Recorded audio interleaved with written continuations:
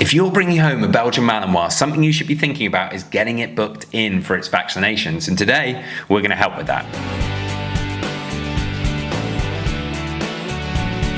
Welcome back to the Fenrir Belgian Malinois show. My name's Joe and I'm a certified canine leader here at FenrirCanineLeaders.com. We are dedicated to helping you learn everything you could possibly want to know about the Belgian Malinois, and then how to become a high-level canine leader so you can raise your very own.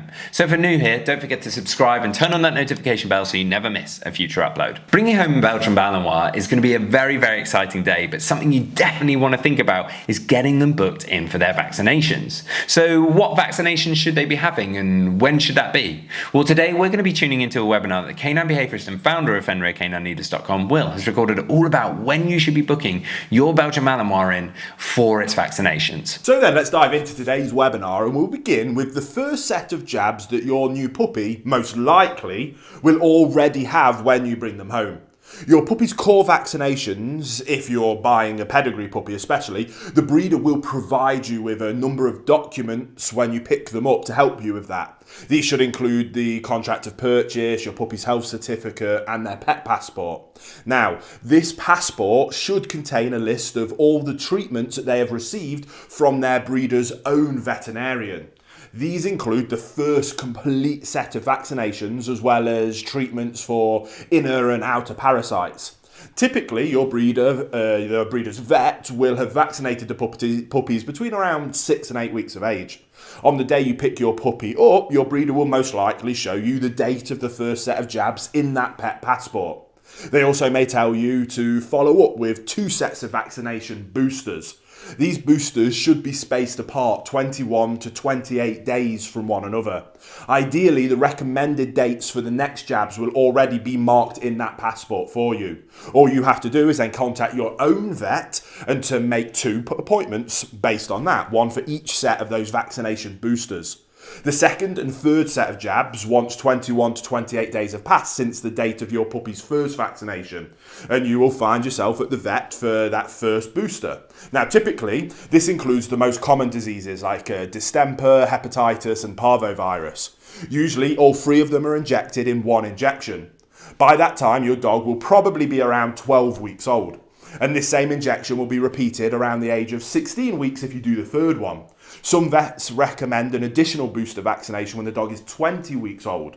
Now, on top of these 2 jabs, the vet will vaccinate against rabies, usually again between 12 and 16 weeks. Other optional vaccinations include things like for lepto, bordetella and Lyme disease. Again, ask your veterinarian which of these optional jabs that they recommend, as their necessity may depend on the region you live in and your lifestyle. So, I know that might be confusing, but let's look at a really simple, approximate schedule for your puppy's trips to the vet clinic. So, that vet visit number 1 will be with your puppy around 12 weeks of old. They'll get their first set of vaccination boosters. There'll be a vet visit number 2 around 16 weeks old. Now, with that one, the second set of boosters are applied. If recommended by your vet, you can then go for number 3 at 20 weeks old. So you might be wondering how much it'll cost you. Now, whilst it is true that vet bills can reach astronomical heights, you don't have to become the victim of unexpected healthcare costs for your puppy. And even if your puppy develops a health condition that requires veterinary care on top of that regular vaccination schedule, you can safeguard against that financial risk. Simply invest in a good, solid and reputable pet insurance. I recommend you research the various options available in your country and register your puppy with the insurance before you even bring them home. In this way, you can devote your attention to your puppy's recovery instead of having to worry about how to pay all those bills because it'll be covered by the insurance. Now, with that being said, let me give you a rough estimate about those vaccination fees for the average puppy in the first, say, 16 weeks of their lives. Now, assuming you get the dog at 8 weeks of age and they only require 2 sets of core vaccinations, and assuming that your puppy is otherwise healthy and only needs these standard jabs, consultation fees are around $60, you need that twice, and jab core vaccines are around $75, so again, you'll need that twice. Rabies vaccination is around $20. So this all adds up to around $290 in expenses for vaccinations up to 16 weeks of age.